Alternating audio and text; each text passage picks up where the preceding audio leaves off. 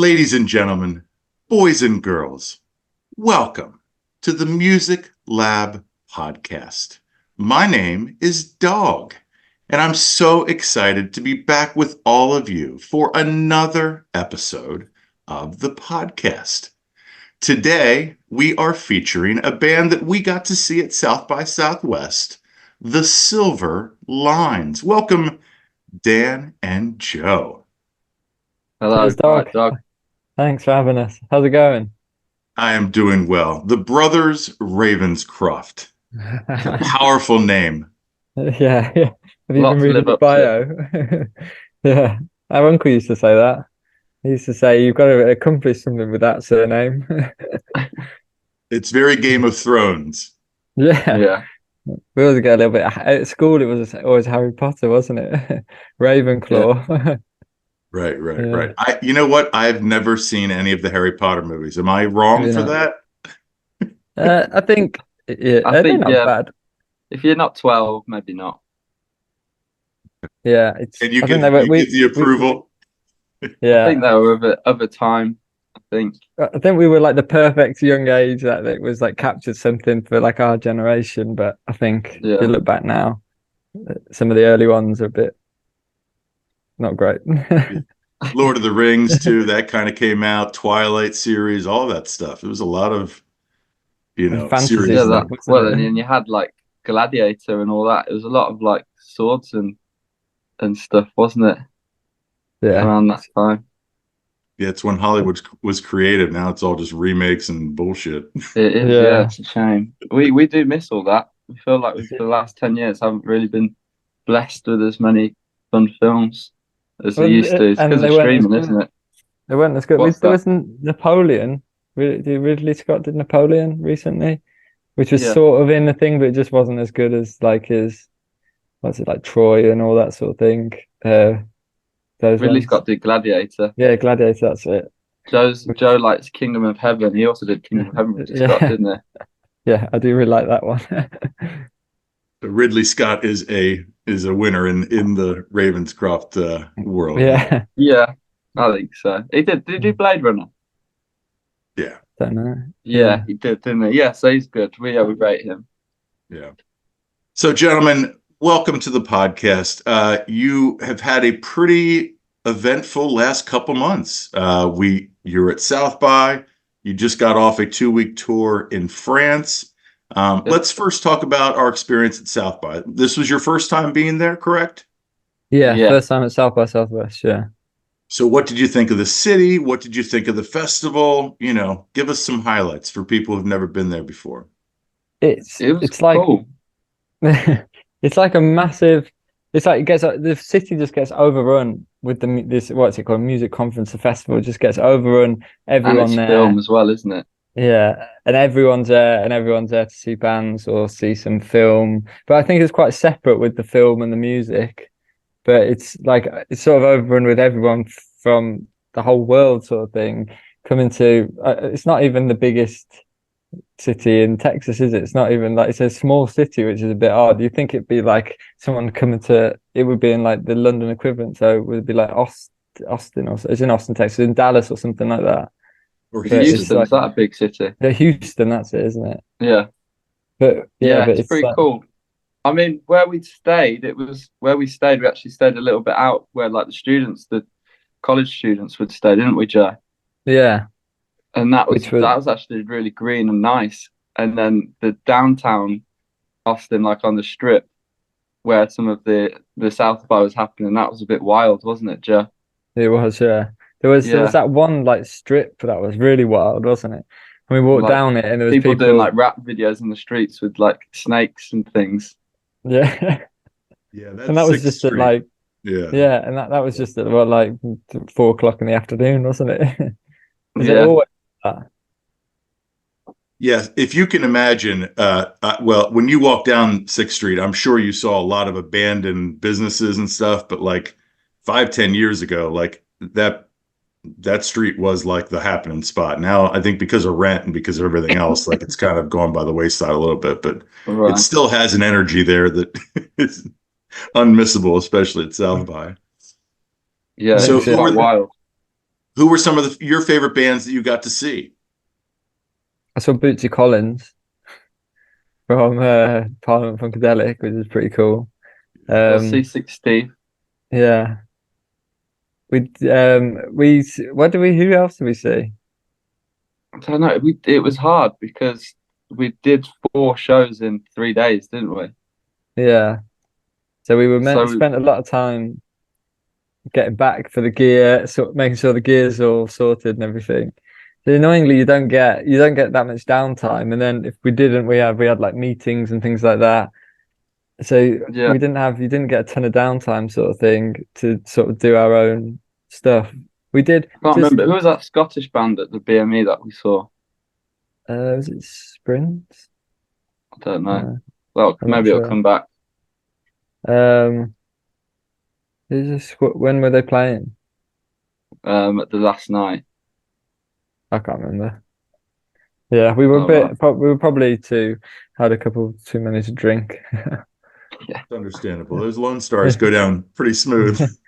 Yeah, yeah, yeah, So we saw you guys at the Chess Club, and that venue was awesome. I mean, it was small, but like, the sound was great. Like you just kind of felt like you were right on top of the crowd. Which as a band like you guys, you probably thrive in that, correct? yeah. I think yeah, that was the best gig of all the dates in South by. We did yeah. We knew Valhalla. that. Yeah, so when we did the Valhalla, we knew that everyone would get word of mouth from Valhalla for the chess club, which is what kind of happened because people weren't being allowed into the chess club, were they, Joe? Yeah, it was queues outside apparently, and people would like looking through the windows to watch us, which is pretty cool. Yeah, But we only got given that our official slot was on like the Monday, the Valhalla on the Monday, and then we only got given that like a couple of weeks before. They were like, "Do you want another one?" And we were like, "Yeah, definitely." So stuck us out on the Wednesday, and then that same day we met the guys at Focus Wales, which is a festival we've been on before, and they were like, "Oh, we've got a space available at midnight," and one and we were on o'clock. at Yeah, 1 o'clock, and we were on at like 10 o'clock at the chess club, and they said it's a creek and cave. Do you want to come and do it? Someone's dropped out, and we were like, yeah, definitely. And then we had the next morning, we had one at like 1 o'clock, an afternoon show. So in the space of just over 12 hours, we did like 3 shows, didn't we? yeah, And didn't have like more than 4 hours sleep. yeah. Vocally, you were okay though, right? I mean, you It you was plowed through it. the last show was a little bit. It was going a little bit, but I think if I'd have had it on the night at 10, it would have been spot on again. But doing 3 hours of singing, and it's not just this way I sing is heavy, isn't it? Sort of thing. So it's like I could have done with a few more hours of rest, but it was all fine. We all came across good. We No didn't, one. we thought, go on. What's that? I was just saying, we thought that last show, we thought a daytime show, there won't be as many people, it'd be like less rowdy. But we got there and it was just completely packed again. And we Yeah, were just like, all right, got to do it got to turn it again. on. Yeah, this is good fun. So let's talk about the French tour then. It was a little over 2 weeks. How many gigs did we play in those 2 weeks? It was 8. eight in 2 weeks. And we drove down from the north of France to right down to right on the Mediterranean, so on the Atlantic Ocean sort of thing, and then right back up to Paris. Like 8 days all over it. Luckily, the car survived. That's the main thing. Yeah, because this same car we were driving broke down last time we were in France, Yeah, but it didn't break it down. didn't break down this time. Yeah, so in like a little like station wagon sort of car, try and get all the Yeah, gear in, proper squeeze. And we did a but festival before and it broke down and we had to get like a €300 taxi to get to the radio session. which we got back on the insurance. But Yeah. Nice. this was new territory. This tour for us was because we were playing for over an hour every night, which is quite some of the shows we're doing like hour and 20, weren't they? Yeah. Which And South by Southwest, it's like 30 to 40 minutes. When you do that's most kind of of your stuff. standard for your Yeah. unsigned group without an album. So And if we luckily we've do, got enough originals. yeah. We we Yeah, we because we got there to some gigs and we thought we were playing for an hour, and they said, "Oh, if you could do an hour and a bit longer, can you do it?" And we were like, "All right, we better learn some songs in in rehearsal, Sound check. in sound check," which we already knew them, but we just hadn't played them in a while, so it was just like getting them back out and getting them gig ready, playing them a few times and sound check, going, "All right, let's go for it."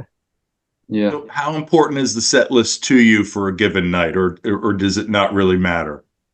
Well, to be fair, we didn't. We changed it quite a lot throughout the course of the tour, and I think by the time we got to Paris, we'd mastered that hour set. It's like we Because can do, we're like the king of 40 minutes, aren't we?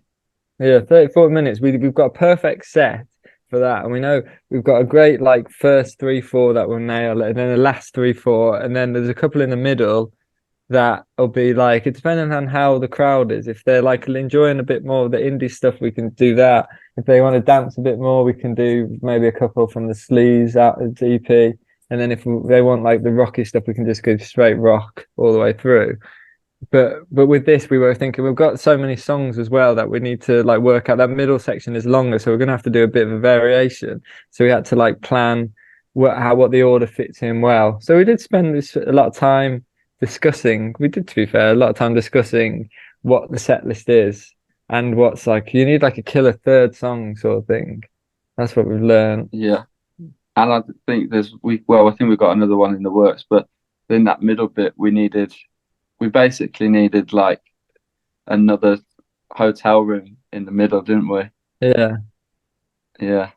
Yeah, so it's yeah, so we've spent it took us a couple of dates to like finalize a set list, and you've got to try different things and go, well, that didn't work as well as it did. And then it's all depending on like the audience sort of thing. And the in France I think it's probably a little bit like America. They like the rockier sort of stuff, don't they?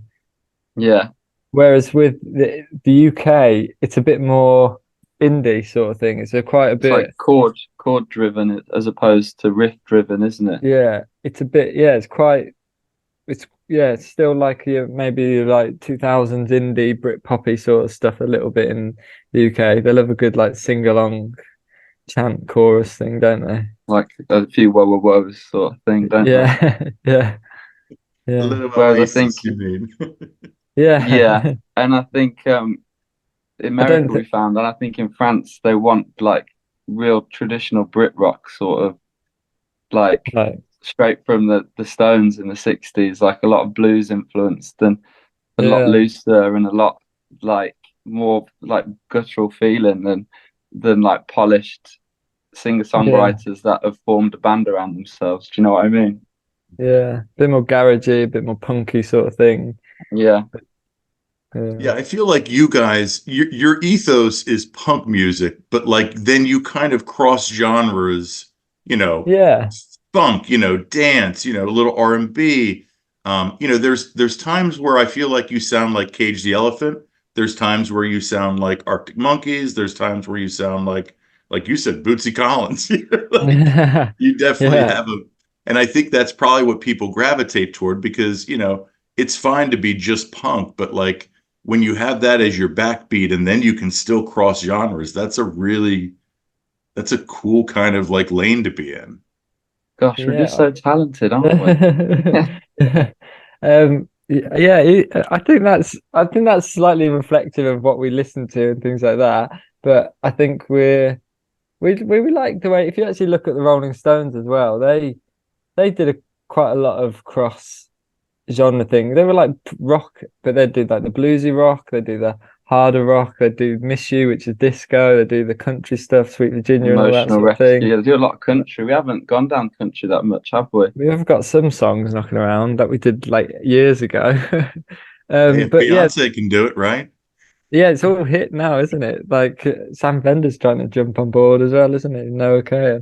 But yeah, so we like we all like like that bands being able to do whole different things.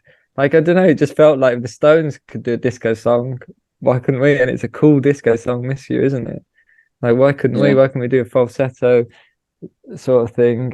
And like, I just think it's more interesting, more fun for us as well to try different stuff, different styles, Because and a then lot kind of feel like we look at these other bands which are so it's it's a great thing for them to be able to market themselves really well. This is what they are, this is what you're going to expect.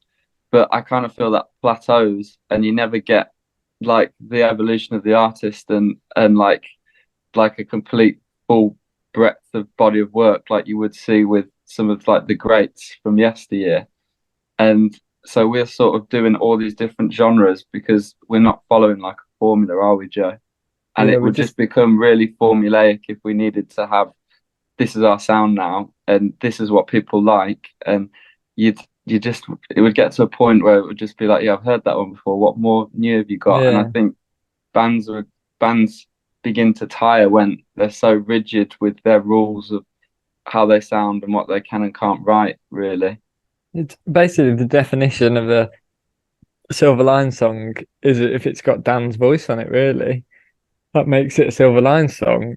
And we can do whatever backing track or anything. It's like with the Sleazy P, could do the hip hop or the funk or whatever it is on it.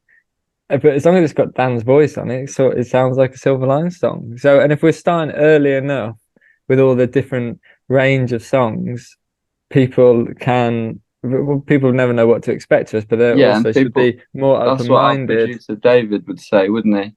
Yeah, He shout says, out Johnny Rocker. yeah, Johnny Rocker from Heaven's Basement. He's our producer that does the tracks with us. And he said, the more different you put out at this early stage, the more people will like you for all these different genres, as opposed like when Dylan went electric. Yeah, Very true. people be Yeah. more open-minded with what we do later on. Now, I don't. That wasn't. This sounds like a calculated move that we thought of when we were young, but this is just how it happened, sort of thing. We didn't sit there and go, you know what, we're going to do that. We just heard songs we liked and thought, oh, that's a class song. Let's try and let's let's do something like that or something like that. So there have been obviously many famous bands that have had brothers in the band, Black Crowes, Oasis, Kings of Leon, etc., etc. How is the dynamic between the two of you from the band's perspective and then like just as brothers? Like is it change? Is it different or Um, Well, I just say the Black Crows. I think everyone in the UK always goes on about like if you're two brothers in a band, Oasis. But we're more in line, I think, with the Black Crows, is that they actually write the songs together, sort of thing. And there's that dynamic. So whereas at Oasis, it was just Noel Gallagher wrote the songs, didn't he? But then we're more in line with the Black Crows and a bit more, some of our music can sound a bit more like the Black Crows, like in their Faces and Small Faces and Stones sort of influences. And I think they've got four great albums. But yeah, what is our relationship in the band? Got a Um, lot better. yeah, it's got a hell of a lot better. When we were We finding our feet as to who was going to do what and who could write what and say what and dictate what in the band, there's a lot of struggle, wasn't there? yeah, it was And we used to we argue a went lot. we went through like well when we first started, it was like great because we were like discovering everything, and then it changed a bit, and it was like a bit oh how do we do this? How like learn all this stuff and what can go on here? But for the past I don't know for the past year and a Two half, years, year and a two half, years is yeah. it? Yeah, Yeah, that we've about that. been yeah Getting along. it's been pretty good, and look at that, the band's moved forward in the last 2 years further than it did before, Yeah. which I mean, probably says something about it. do you feel like that kind of goes hand in hand, or do you think that's just coincidental? I don't know. I think just a lot of it's just time because half of the songs we were playing at the start haven't changed, you know. Yeah, It's just for people to get used to that. But I think in terms of like but yeah, I decision do making, think yeah, what do you think? I mean, Parliament's still one of our most streamed songs, and it was the first song. yeah. That's a that if you listen to some Parliament, that's the first song we ever wrote together, and like Yeah, the first song we ever any of us, either of us, ever tried to write as well, really. Um, and that's I think it's yeah, I do think, but I think everyone focuses on like the songwriting and everything like that, and the band is just got to play live and the songwriting. But it's all about the decisions as well, what you've got to make, who you're going to work with, PR people, this person, you're going to sign to this booking agent, not going to do anything, and it's better to be on the same page with what you want than if you're arguing and you can't really discuss it with each other, sort of thing. So Yeah. I do think that's a massive like that's massively helped as well. Like actually getting on and being on the same page sort of thing. So that in the one sense, I think it has massively helped, and that's why in the last 2 years it's probably gone further forward. But also, I think it's just perseverance and time to just you keep doing it. How many bands that started at the same time as we did are still going? I bet 90% of them have stopped, and then the new ones aren't as big or something like that. So it's just you keep going until it slowly Yeah, gets you there. just sort of Jesus leave behind. I mean, yeah, it's not like oh we need to write art smells like Teen Spirit tomorrow and then it will all be fine. Yeah. It's not like that. Yeah, it's not. We haven't. Yeah, it's not. So the music industry is not like 1991 where you get a major label sort of thing and you do it. It's now Spotify algorithms, you're this and you're that, and it's what they all like you to keep releasing stuff and consistency and stuff like that. So if you keep doing that, it slowly increases. That's a good segue. I mean, talk about, the struggle it is just from a financial standpoint to be a band where Spotify's paying you, like a half a penny a stream, like it is got to be frustrating and tough. Considering like with knocking on how many streams overall? 500,000 now? Yeah, something like that. 500,000. I mean, I've seen pittance, we've seen pennies for it.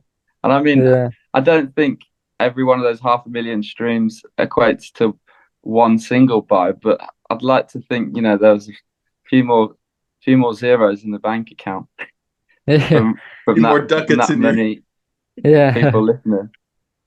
yeah. I guess it's all turned to you make music, you make money from live performance. And I think that's where, and finally, with just Europe, mainland Europe, sort of come in for us, whereas the UK doesn't pay anything really. No. And the UK is, UK, you can do, okay, you can get your support slots, but you're probably not going to get paid. And if you're doing a headline tour, 15 dates tops. yeah. So you're not going to get. So it's You two can only do weeks. that, yeah, 2 weeks out of the year. That you, if you just stick to the UK, that you've really that's you sorted. That's your music career if you're just solely based in the UK. So you really got to branch out, which I don't think a lot of bands are doing, and they Yeah. need to sort of do sort of thing. So it's a bit, Do it's you yeah, think the music that's industry. do you think that's unique to just England, or do you think that's in other countries as well? In Europe, in mainland Europe, it's different because I think people can get subsidies from their for their stuff, so the government will pay, and they'll get you can yeah, people can do it full time and do 50 gigs a year in France and things like that. So it's pretty impressive what they're doing. So I think UK is quite bad. I think the US might be quite hard. We're not fully broken into the US, but we've done a few stuff out there. So it's a bit of a learning thing for us with the US as well. But definitely Europe is really good. UK is really bad. US we're still discovering. Yeah. So when you were in France, what were some of the differences that you saw compared to England, just culture wise or anything? What did you? We get Yeah. a Fair. hotel, we get a hotel, we get catering, and we get breakfast in the morning at every gig. Which in the UK you're lucky to get a bag of crisps. Sometimes they can't even give you a beer or anything like that. And And we were in cognac, and they were giving us like cognac just for free. They were like, "Here's some cognac. Let's have some cognac." And just for doing the gig, we got a bottle of cognac. So and the just promoters would go on to radio to promote the show. like they would like be on local radio promoting it, doing everything. Where that's like unheard of in the UK. But Yeah. what cultural differences? I don't know. Dan's pretty good at speaking French, so he can speak that one. I don't know. Culturally, they seem a bit more relaxed. It's quite in England. There, Everyone, what's that? there's more of an ethos to want to see live music. Like people will go, oh, there's a British band coming here that we're all going to go. Everyone's going to see them. Don't really know them or anything like that. They're like, there's a more people are more perceptive to and more willing to actually go to it. Whereas in the UK, and I think we're as bad as most people in the UK, it's like, oh, I can't really be bothered to go to see a band I don't really know. This is not great considering we would like people to see us, but which we probably should change. But there is, I think, in Europe, there's more of a culture to want to go to gigs to do that sort of stuff of Plus, the unsigned French bands. people with an English band come into France, they love that because they think English are the kings of rock and roll, don't they? Yeah. Wonka, what did that guy say to you? He said French, rugby, England, rock and roll. Yeah. Yeah. So they think we do it the best in terms of that. But Doug, as an American, you might think America does it better. Yeah. You know what? I'm going to plead the fifth. I'm not going to answer that. So I You don't know, I don't that's a I don't yes. know That's a if yes there. I no, I don't think that's necessarily true. I think everybody brings it for a different reason, and you could speak on each one and say that they're the best. So Yeah, and but that's great. That's how we want. but when you look at like Chuck Berry and like Muddy Waters and all the blues, the Mississippi Buddy Delta blues guy. sort of guy, Yeah. they all that started before the British invasion, didn't it? So in some ways, maybe it is back to you guys. I don't know. Yeah. Yeah. The British just like capitalized on it a bit with like all your Rolling Stones and Beatles and Who and Led Zeppelin. And then but Yeah, then Americans came back with a bit of like Aerosmith, didn't they? And yeah, but then they did grunge and alternative as well. yeah. That was yeah, that's your big like that was their punk sort of thing, wasn't it? I mean, Pearl Jam, Nirvana, Soundgarden. I mean, that just those three Alice in bands right Chains. there. Alice in And Chains. then, Yeah. but then you're Blind also Melon. forgetting the Strokes, how influential the Strokes were, because when the Strokes came back, then that paved the way for the Libertines and the Arctic Monkeys. They're all influenced by the Strokes, aren't they, Joe? Yeah. Yeah. Well, was it the Arctic Monkeys, didn't it? One of their last albums opened with I just wanted to be a member of the Strokes or something like that, Yeah, which is a pretty good thing. But even then you had like that the replacements. I don't know how influential they were. We had all the metal stuff, so yeah, like the Metallicas and things like that, which are pretty I do like cool. Metallica. Yeah. I think what makes the Strokes so good too is he's a little bit of a mystery, and he's a little bit like unchained a little bit. Like, he'll walk off Julian the stage in the middle of Casablanca. the concert, like he's, Yeah. But I he think has that's a what little bit of you're that edge. yeah, but that's what I think that's what it's sort of missing now a bit, isn't it? It's like everyone's become like you'd hear in the 70s, they'd go on stage at like 2 a.m. in the morning, make the crowd wait 5 hours, and all be drunk already and stuff like that. Didn't Madonna get sued recently because someone missed their last train home after the concert because she said she was going at 9, but she went on at 10 o'clock. It's like, where's that like craziness sort of thing? But it's That's even, we were talking about films earlier, and it was like Marlon Brando in Apocalypse Now. He didn't even learn the script for it, and it was like people dub it as some of like his like greatest performance yeah, as general cuts at the end. And like it, I like the industry in terms of like the media, like all creative industry is like at the most regulated it's ever been, and then because of that, you everything runs a bit more smoothly, but you don't get these great stories or even these these like great characters, do you? individuals and characters that kind of make like What all was these that? great things. Like Jack Nicholson, when he was doing Batman, had in his contract that because he was going out every night, he said, "I will only start to get to work at 3 p.m. in the afternoon," sort of thing, which is like cool, isn't it? But is it what we saw that thing about Lawrence of Arabia, Peter O'Toole as an unknown actor on his first day, he wanted a limo to pick him up on the car from his hotel to the set. And because the limo didn't pick him up, he didn't turn up to the set on his first day. And he wasn't like a famous actor or anything like that, but he was just had that like true to himself. That's what I'm gonna do. That's what it's like. If you can't do it, I'm not doing it. And Yeah, I don't Paul think Newman that would there's yeah, Paul what's that. Newman would So drink a case of beer Yeah. like a day. And he would act I and heard that. yeah, no big deal. Yeah. Yeah, just doesn't It, seem like it's allowed that anymore, does it? that stuff feels, was it 50 years ago? It feels like an eternity, like a whole different lifetime ago. And I think maybe we could look at back again these unique characters a bit more to like and I think that makes it a bit more interesting because everyone's samey, won't put their foot out of line. Whereas you could do with someone Yeah. that's a bit controversial. Yeah. Yeah. So let's talk about your hometown of Birmingham. If I've never been there, if you're a real estate agent, how do you sell the town of Birmingham or city, Don't I guess, come. of Birmingham? Yeah, don't come. Um, I'm in Birmingham right now. I'm right like in the center of my flat. Um, yeah, it's all right.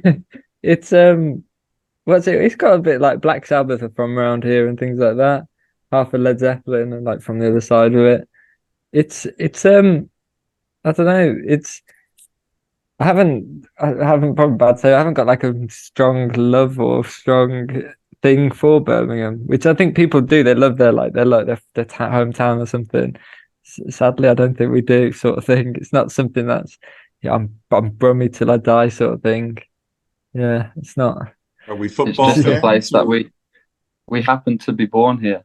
Yeah, You know what I basically. mean? It was And it's like worked out well that it's like in the center of the UK, so all the major cities are 2 hours away. So if we drive for a gig there, we can drive back without having to get a hotel sort of thing. It's only about five big further ones away, which which are like which then we'd have to get a hotel. So it's good in that sense. yeah. Practicality. That's how I'd sell it. It's practical if you're in a band. yeah, it is. But Yeah. in Are there a terms lot of of good music venues or not really? no, the there's a lot to play for like the this like it's really good for like you got your O2s like your institutes which are like a thousand cap sort of thing, and you got a lot of like 60 to 80 like the chess club 100 cap, but then there's this weird like nowhere's man land sort of thing where there's like we want like a really good 300 cap venue because 150 is just a little bit too small and 500 just a little bit too big, and there isn't really much of that around, is there? Which is a shame. Yeah, and if there And is, there's one. It's not really that good, but it's really far out. So people, there's no you want money, public transport there. yeah, because public transport in England's awful. So like by the time you'd finish your gig, the last bus, or you'd have to get a bus back into town to get a train somewhere, and all that's that's closed down. So everyone has to get taxis and everything like that. We say is another expense on everything. So it's just a Yeah, bit. It could do with that one good venue in this like in the center that people would be up for it. But yeah, Maybe that's something to strive for after you guys hit it big. That can be your gift back to your hometown city, like a 300 think spot yeah. club that you could own. I think I'd move to London. But it's strange because even like I don't know, Oasis, for example, are so proud of being Manchester, but as soon as they make it, they all live in London. Yeah. It's not that Like I great. don't know. Yeah, it's like yeah, as soon as they get some money or something, it's like, well, that's more fun over there. That's where they want to be. And it's like the Beatles from Liverpool, they all went to London, didn't they? Yeah. Yeah. It's yeah, I don't maybe it's just us two, but I don't think we have that like sort of patriotic. I like England and everything, and I like being like in the countryside of the UK. I would prefer that sort of to Birmingham, but I don't think I have as much like allegiance to Yeah, because literally, Birmingham. if dads couldn't get work in Liverpool, then we may have been born in Liverpool. Yeah, And then it if was like we could have been Irish a our dad. hundred years before that. Our dad is a Scouse. He was born in Liverpool and grew up in Liverpool, so just a bit of context of that. He couldn't get work there and only found work in Birmingham, and that's where he met our mum. So if he found work in Liverpool, this would all be we'd be talking about Liverpool now. Yeah. So is mom and dad musical at all? Like, how did you guys get into music? Our dad's sort of musical. His older brother, It's really who's musical. was really musical and was like in would do like Battle of the Bands and won one and recorded at Maida Vale Studios and things like that in the UK. Like the second Which one is to Abbey Road. it's quite a Yeah, big thing to record there. and And he died. he wasn't in a successful band. He was at like nearly band sort of thing, but he passed away in 2008, 2009. when we were youngsters, and then Yeah, left us with all these like broken guitars and stuff that he'd had. like a whole range of guitars from like a Russian balalaika to ukuleles to these like 100-year-old guitars and things like that to and a Fender Stratocaster. Which has a That was big split in it. And Joe yeah, still plays this Strat. You sort of yeah, play it for about a third of the gigs of the year, don't you? yeah. I'll bring it And home then as you're a well. telly. Yeah, Yeah, mainly a telly, but it's my backup guitar, so it's always there on stage. If the telly breaks a string, I just quickly change it to it. But yeah, so he left us all this stuff and like some pianos and keyboards and things like, or keyboards, and we took us a couple of years, and then I started playing the guitar, and then we started writing songs together and formed a band, and we've yeah. never been in any band since. I don't think we will. No, I don't think we will either. So talk about how George and Kindo really really kind of make this band whole. They're So Kindo joined in 2019 in the middle yeah, of it after we were about to give up.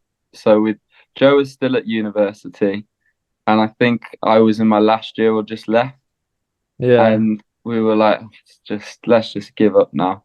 We were And struggling with the previous members, and it was all being difficult, sort of thing. yeah, Uh, and then and then Kindo came and joined, and then we realized what it's like to play with like a really tight, consistent drummer. yeah, So like it doesn't have to be.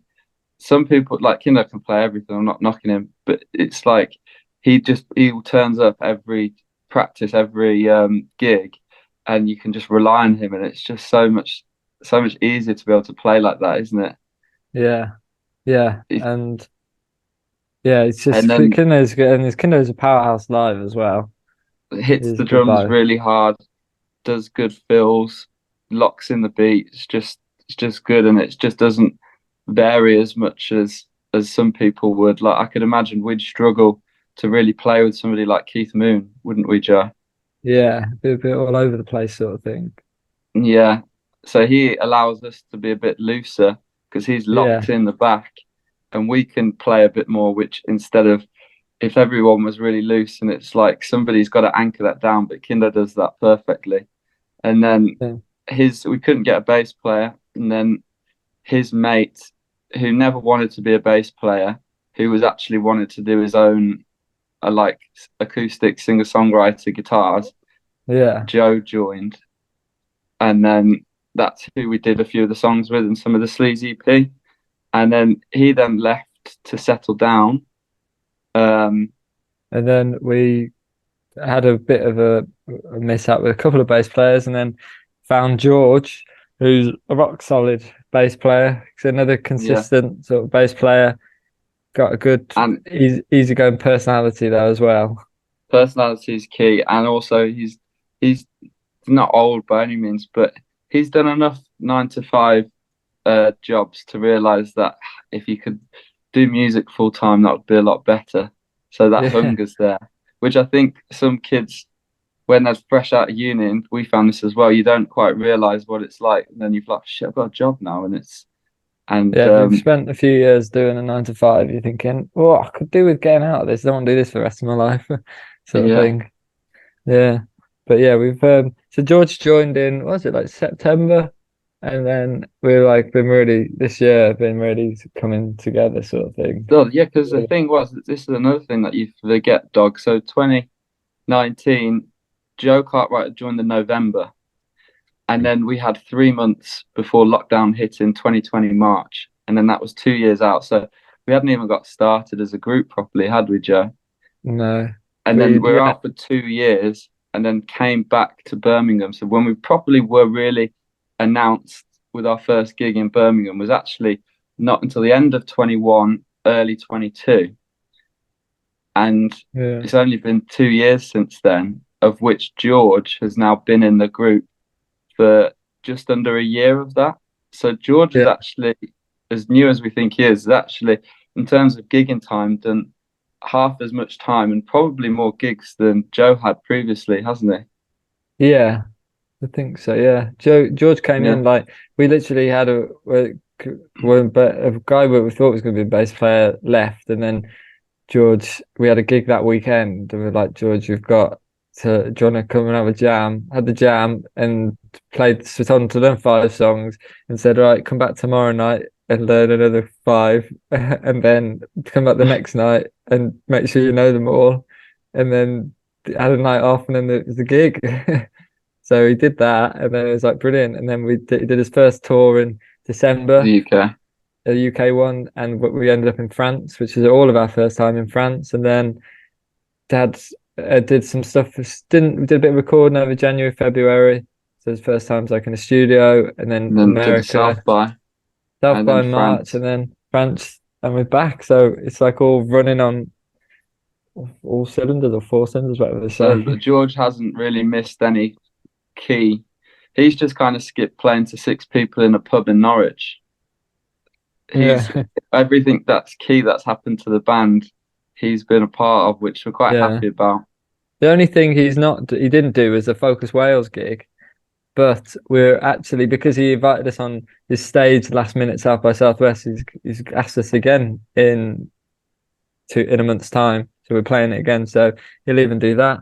So he's Yeah. done everything basically. Yeah. So he's experienced all the nice gigs really, and all of the little success we've had so far. Yeah, I would say Kindo. It's funny because his stature is small. Like he's a small guy, but like you said, the way he pounds the drums, and then like the tattoos on the chest, like Yeah. he just has like I don't know, like he just has the whole package. Like I He just must say, looks. He just look when he's sat behind the kit. You just know he's the drummer, don't you? Sort of yes, thing. Yeah. Yeah. You Yeah, love you it's saying like that. who's the guy on the Muppets, Joe, that he likes? Who's The one that plays the drums, animal. I don't know. the big hairy one. That's his like. He's got a big tattoo of him on Oh himself. right, yeah. Yeah, he does. Yeah, is Yeah, it the animal or something? I think so. yeah, the Yeah. animal. That's the one. Drummer. Yeah, yeah, yeah. So Yeah. let's talk about 3 songs in particular that you guys have released. First, the song that really kind of got me turned on to you guys and where we featured you in our Road to South by episode, Hotel Room. Let's talk about like the story behind that. And was that a song that you wrote lyrics first, or did you write the music first for? The music was done first, Yeah. which is this tends to be the standard way for us, doesn't it?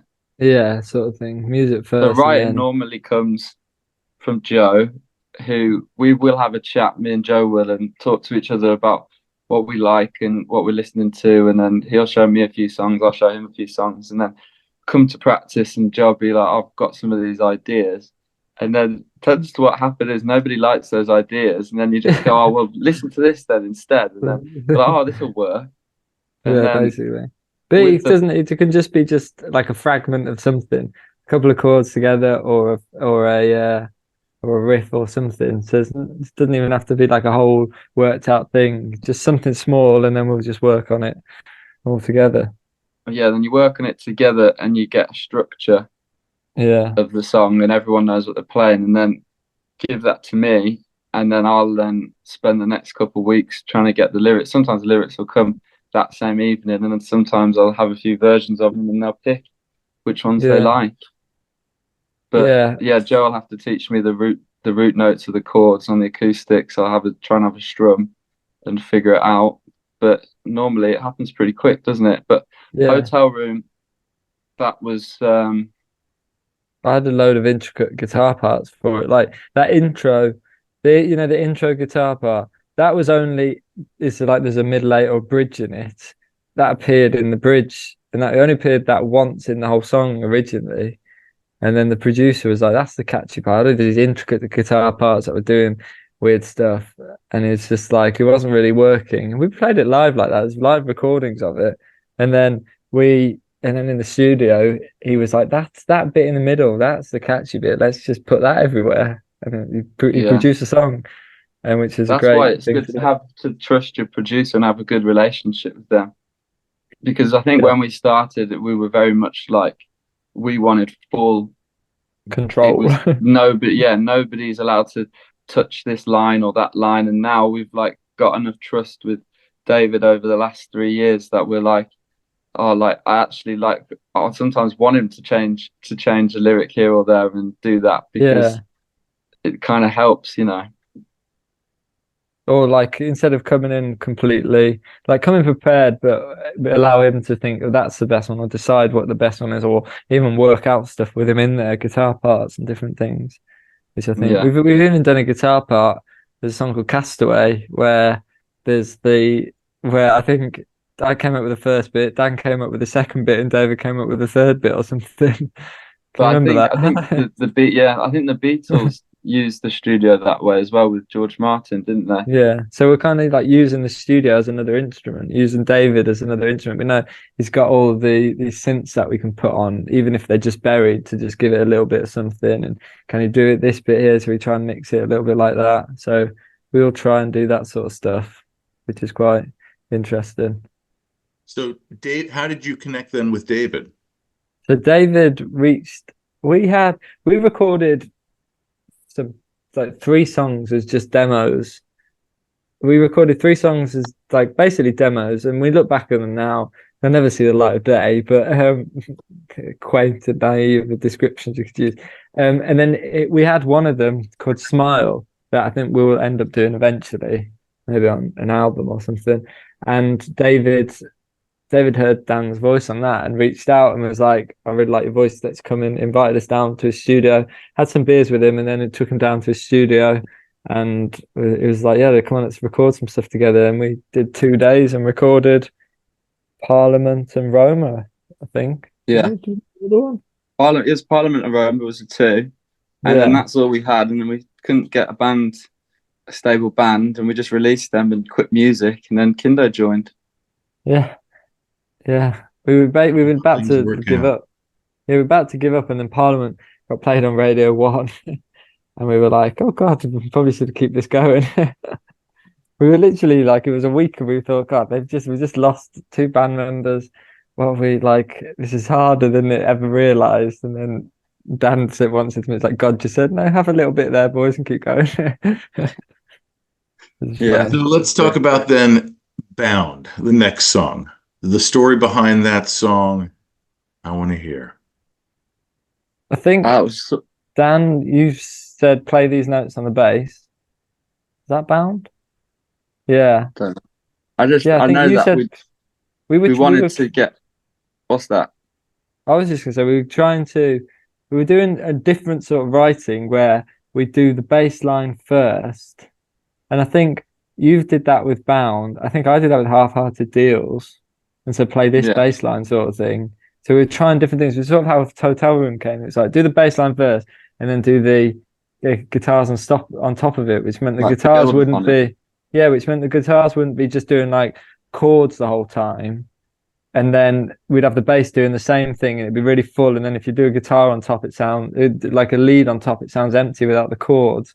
So we are trying to do the bass first and then just do the guitar individual like lead stuff over it, and then that's how the sound everyone gets used to. So the Bound was Dan, you did those notes I think, and then Yeah. And then it just we kind of wanted to get like it sounds like we're using formulas. We kind of wanted that hotel room part two, but with a bit more of a ballad, didn't we? yeah, that's like the closest thing Because we've got to it. Is a ballad, to be fair. yeah, and then it came at the time when we were writing that. It was the time when Joe Cartwright had left, so 3 of us in the band. So Kindo, myself, and Joe Cartwright were all in relationships with various girls, and all 3 of them at the same time basically gave us an ultimatum, didn't they? To Yeah. say, I want to go on holiday, but you're doing way too much with the band. Every weekend's booked up. I never see you. You're always out all the time. Like, this is no way to have a relationship. And Kindo and I said, all right, well, the band's over you. And Joe Cartwright, he went and stayed with his missus, but there's nothing wrong with that. But it's the way it worked. And then all of that, there was, as cool as it sounds, there was a lot of sadness and a bit of a shock to the system for the band, wasn't it? Yeah. And then the lyrics, because they're quite introverted, sort of came from that, like dealing with breakups, dealing with changes, finding something new, found, now I'm lost and found sort of thing. Like we all had that first tour that we did at the start of 23. That was a heavy, heavy tour, wasn't it? Yeah. Yeah. Two of the bad numbers were going through difficult times, let's say. Yeah. Yeah. But as well, it was again, and the bass lines being the most prominent thing was because like ease of use in the studio sort of thing. So we could literally, if Kinder couldn't get the time off work or something, me and Dan could just go there and get a drum track up. I keep it really simple. Get David to just lay the bass, keep the bass line simple. Get David to lay the bass line down, and then and then that was it. We could do that in the first like hour or something, or even less than that. Know the structure, plan the structure out already, and just build it up with knowing what we wanted to put on it. So that's sort of like so, and it meant that the band wasn't waiting around to find a new bass player for the studio stuff. We always still got stuff coming in. Yeah. So those But, sort of came around due to the circumstances that we were in but at what that point. makes those songs great is the actual simplicity of the drums and the bass line, the rhythm, isn't it? It just Yeah. locks in and you just keep your head moving, which is something that I think a lot of artists forget and overplay or have to fill and do this. And sometimes the best beats and the best bass lines are like the most rudimentary. Yep, that's why Green Day is popular. Yeah. I don't Keep it simple, right? I heard that Foo Fighters Everlong by the Foo Fighters, I think. God, I thought I've never really heard that before, and I heard that on the radio the other day. I think it was Everlong or something. And I was just That's like one of their famous ones. the drums were just like I was like, do these drums fit this song sort of thing? They were just like I was like, what is it like? I don't he's just passed away, so he seemed like a nice guy as well, but I was just like, this is a bit what's going on with this? For someone that was Dave Grohl was in the Nirvana and how simple the drums are, smells like Team Spirit, and it's just that like I was like, how has he got in a band and the drummer's like going completely overboard sort of thing? Yeah, I don't know. I don't know. I need to listen to that. I don't know them that well. I only heard it on the radio. I was like, I think this is the Foo Fighters, and it was just a one bit, and the drummer's just like playing for instead of playing for the song, he's playing for like I know every fill in the book sort of thing. Check this out. More like an audition tape than a song. Right. So let's talk about Cocaine. This is your new single. You released this, Yeah. what, beginning of March or Just February? beginning March. Beginning Yeah. March. Yeah, about 5 weeks ago. We saw the Instagram reel of that song at that show in Paris. Talk about that song and then talk about that show in particular. Yeah. Well, That yeah, was just what was it? Go on. it does something to people. It's so naughty and explicit that and we say it with such conviction, it makes people behave in funny ways, doesn't it, Joe? Yeah, it does. Yeah, it gets the people going. It's well, if it, what it's I don't think it's crazy that it's never been done before as well, sort of thing. Like Eric Clapton did JJ Cale, Eric Clapton did the cocaine, but that's like about the dangers of cocaine in a weird way. I don't know if it glorifies it, but it just sort of like it has a it like shows you the I don't know what it does. The It's ride. like yeah, the ride or something. I mean, even the And key change at the end is like the second hit, isn't it? yeah, yeah, something. Yeah, right. It's yeah, it's but yeah, it's a great song to play live, and everyone seems to go crazy. There's a well, we talk about the Supersonic show in Paris, but we did one in December as well, and we played to I think 4,000 people, and everyone at that point was getting into a big circle and going crazy of it. It's like throwing drinks over everyone and bottles and everything. It was just going mad. And then in Paris, everyone was getting pushed onto the stage, and there were any barriers up. So Dan was having to like lift people from the stage, and people were getting into fights over by me here. And people were getting removed from the venue, and some of the security couldn't because it was so busy and everyone was going so mad. They wanted to throw people out, but they couldn't get them through the crowd. So we're like pulling them to like where the holding area was for the other artists, and Yeah, just like basically just like putting them in a cage there, weren't they? yeah, On the right hand side of the stage. So, yeah. It was a bit. It was crazy. That was the best gig of the tour, and everyone was buzzing from that. yeah. Yeah, what a So gig. would you venture into the crowd if it was like that, or do you stay up on stage? I'd, Yeah, I me don't and really Joe want to go in the don't, but I crowd. think Kindo does. Me and Joe like to keep it a little bit like us and them. Yeah, you never got Robert Plant being in the crowd or anyone like that, did you? Mick Jagger never gets in the crowd. Yeah, you just idolize them from afar. But I think Kindo is just waiting for that day where he can just do a big. I think he did do a crowd surf, didn't he? He In the tried end, to. I don't. Yeah, it was a little bit late, I think. Yeah. it's quite But popular for a lot of these post-punk bands to kind of jump into the crowd. But like we said earlier about Julian Casablancas, sometimes I feel like it kind of loses a bit of mystery. yeah, we You sort of know, want that difference of like they're the rock stars, they're the people over there sort of thing, and then you want to portray yourself on that pedestal. I don't know if that yeah. sounds completely arrogant, but Yeah, I that's we're what don't just I pretty understand. that, arrogant. that's what I loved about that's what I love about these 70s rock stars. And they were like these mythical creatures or something, weren't they? They were Like you like, just can't touch them. You can't even yeah. think of yourself being able to touch them. And that's what I'd like. That's how I like my rock stars.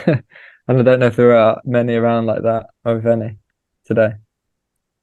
So let's talk about the rest of the summer. What do we have in store that you can talk about tour wise? Any new music that's coming out? Talk on So Cocaine's the lead single from an EP. It bounds on it as well. So we've got another song coming out next month, and then another song coming out about July, and then the EP coming out September. Um, and then we've got a few festivals booked in France, in Germany, in UK Netherlands. stuff, and Spain. We're going to Denmark next month, so we're like hitting a load of Europe. Then we've got another French tour, Spanish tour, and some UK tours. And hopefully, I think we're trying to go back to the US end of this year or early next year, which is hopefully pretty good. Yeah, Yeah, so sounds like a busy year. so we we're should be looking. looking at about 70, 80 shows by year end, shouldn't we? Hopefully, yeah. Hopefully, we'll have to all leave our jobs and do this full time or Yeah. struggle by. Yeah, that's the plan. Keep going. You say that to yourselves. Like, what does that mean to you? I mean, that's gotta be such a great feeling. Yeah, I think yeah, well, I think we did 50 last year. What are we on this year? I think I'll have a look now. Um, I think it'll be about over 50. But what this yeah, in year? terms of So, being able to quit your job to go and do something like music is like, I don't know, it's just what we want to do. yeah, It is like you've got to just just accept every opportunity. We speak to some bands and they're like, "Oh, I don't want to do this. I don't want to do that." It's just like, just say yes to it. Just like if you but want we to do it. do. But you kind of find this French tour as well. We found out if you're any good on the road, like we've done a few trips, but this is a proper one where we're getting ourselves around, organizing it, a different place to stay every night, living out of a little tiny rucksack, and you And kind of it's realize pretty soon on if you're the right build for life on the road or not. And all of us love it really, yeah, because and I it's think just some groups struggle with it, don't they, Joe? yeah, but it's as well. It's just the four of us. Like we don't at this point. We don't have a tour manager or techs or anyone else with us or driver. We drive. We do it all sort of thing. So we just the four of us in like a sort of a station wagon car, cramped up, taking it turns driving. You get to the next place and it's just keep doing it. Go and meet people, Yeah, go out with them, wake up, do it all over again. that's it. So there's got to be a terrible or like a horrible tour story that you can share.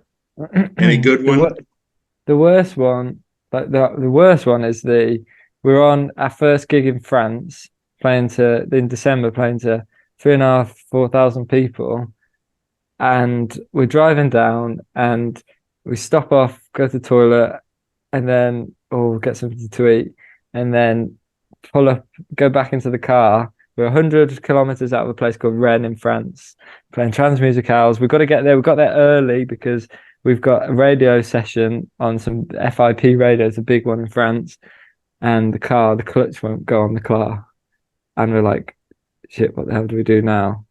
So we were thinking, well, we've got it. We can't just. And this is our parents' car as well. So we've not rented it. We've got our parents' car, and we're just like, what are we going to do now? So we order a taxi. I haven't got any Ubers. Dan walks into some random woman's house to I and thought goes, it was a "Excuse me." hotel, but Yeah, it turned out that it wasn't a hotel. And I walked into the house and she screamed and was like shocked. And I was like, "Oh no, I'm English. I need a taxi." And yeah, she sorted us out, didn't she? yeah. Sort this out, and then we sat in the taxi with all of our gear. And it cost, I watched it as it went to like €300 for like an hour and a half in the taxi. Got to the venue, did the gig, got a taxi back to the hotel, and then had to like go on the phone to the insurance, had to hire a car the next day before this gig in front of 4,000 people. Drive with George got it bought on his credit card. So we had to drive out to the other back an hour and a half to the car, wait for the people to come pick the car up and see if it was all right or if it was broken. They had to tow it, drive back to the gig, do the gig, and then get a ferry back. And then the car turned up 3 weeks later. And then on this tour, so bear in mind, just you've got a lot of the places, sometimes one room. And on one of the dates, we got to the place and it was one room, four single beds, and one toilet. And there wasn't even a door on the toilet. And we've been on a week and a half of tour now. Everyone's been drinking too much, eating stuff they're not used to. You can just Yeah. imagine what the smell is like. It's disgusting. So, so yeah. And by this point, you've been gigging so much, you're permanently sweating, aren't Yeah, you, and you've Joe? not got enough t-shirts or you haven't got enough room to take everything in. It's So just you've got stunk. to, Some of the you've last got to, rooms we were staying in, it was just stinky. we're not staying in the best hotels either. No. Yeah. So you kind of spoke on it a little bit earlier, but like, how hard is it to have, or I don't know if you are in relationships, but like, how hard is it to be in a band and to, be in a relationship? It's hard. I think we've got Kindo's entered another one, but they met when Kindo was like, "This is what I'm doing," so they've got to be on board beforehand. They know what they're getting into. Whereas I think we were just a one gig a month at the back of a pub, which is like a nice little hobby. And then when it changes, they're not. They're like, "Hey, that's not what I signed up for, really." So, and they see you change because you begin to change as a person as well as you get a bit more success, not in terms of like ego, but the, like a lot, like the arrogance starts to come through, doesn't it, Joe? Like you're not that humble. You're playing to like 300 people. You're not like the humble. Oh, thank you so much, guys. They're like, you're a bit more Yeah. like, come on, let's have it. And that sometimes that doesn't sit well with the person that they're seeing out there than what they thought they had at home and this, that, and the other. And I think they can get a bit like, oh, I don't know if I like the look of this. This is all a bit dangerous. But I think meeting them when you're at this and this is what you're doing, then it attracts a certain sort of person that is more sort of laid back with it, or maybe a bit more free going, a bit more like free spirited, and is like, yeah, that's fine. I'll go and do what I want as well, and this, that, and the other. I think you enter these different, unique relationships, don't you, Joe? Yeah, that's true. Well, guys, I appreciate you taking the time to talk with me. I hope it was as much fun as it was for me. Yeah, Best as of it Yeah, it was. was luck. cool. I love Thanks, you Dogg. guys. I'm so, so happy that you're getting the success that you deserve. Yeah. So, I'll see you in America, hopefully end of the year. Yeah, we'll yeah, see you that is soon in what I'm America, looking Dogg. forward to. Yeah, let's do it. Make it happen. We'll get Cheers. we'll get Richard on the line. Yeah. Nice. Yeah. Cheers, Doug. Absolutely. Guys, don't forget to like, follow, subscribe to our YouTube channel, our social media pages. Check out our sponsor, RAR Outfitters, RAWR Outfitters.com for all your clothing needs. Don't just wear RAR. And Joe and Dan from the Silver Lines, best of luck. Thank you so much for joining. And as always, I've been Dogg. You've been great. This is the Music Lab Podcast.